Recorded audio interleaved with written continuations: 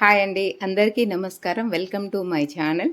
ఈరోజు వచ్చేసి పక్కా తెలంగాణ స్టైల్ పచ్చి పులుసు అండి. నిమ్మకాయంత సైజు చింతపండు తీసుకోవడం మూలాన ఒక నలుగురికి అయితే సరిపోతుందండి ఈ రెసిపీ. చింతపండుని బాగా శుభ్రంగా కడుక్కొని ఒక గ్లాసు నీళ్ళు పోసేసి నానబెట్టుకోవాలండి ముందుగా. అది పక్కన పెట్టేసుకొని పచ్చిమిరపకాయలని చాలా సన్నగా అంటే చాలా సన్నగా తరుక్కోవాలి. ఉల్లిగడ్డలు కూడాను పొట్టు తీసేసుకొని అలానే చాలా సన్నగా అంటే సన్నగా తరుక్కోవాలండి.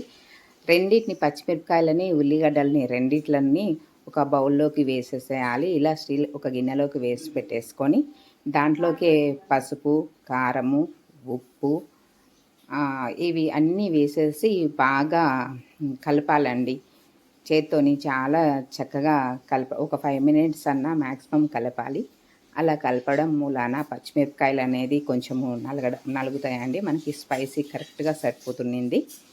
తర్వాత వచ్చేసి చింతపండు నానబెట్టుకున్న చింతపండు కూడా బాగా పిసికేసి ఆ రసాన్ని తీసేసి మనము ఏవైతే ఉల్లిగడ్డల మిశ్రమం రెడీ చేసుకున్నామో దాంట్లో ఆ రసాన్ని కూడా పోసేసుకొని మరలా ఒకసారి మొత్తాన్ని బాగా చక్కగా చేత్తోని పిసకాలండి. ఉల్లిగడ్డల్ని అన్నిటినీ ఇలానే వీడియోలో చూపించినట్లుగా అలా చేయడం మూలాన చాలా టేస్టీ తెలంగాణ పచ్చి పులుసు సిద్ధమవుతుందండి.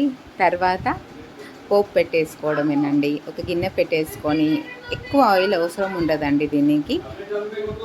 సగం పావు ఆయిల్ పోసేసుకొని ధనియాలు, ఆవాలు, జీలకర్ర, ఎండుమిరపకాయలు ఇవన్నీ వేసేసి బాగా వేగిన తర్వాత కలుపుకుంటూ దాంట్లో కరివేపాకు కూడా వేయాలండి. కరివేపాకు కూడా బాగా వేగిన తర్వాత మనము ఏదైతే తయారు చేసుకున్నామో పచ్చి పులుసుని దాన్ని గిన్నెలోకి వేసేసుకోవడమేనండి. అప్పుడు ఎమ్మి టేస్టీ తెలంగాణ పచ్చి పులుసు రెడీ అయిపోతుందండి. చూశారుగా ఎంత కలర్ఫుల్గా కనిపిస్తుందో. చాలా చాలా ఎమ్మి అండి. ప్లేట్ మొత్తం భోజనం మొత్తం చారుతోనే తినేస్తారు. చాలా బాగుంటుందండి.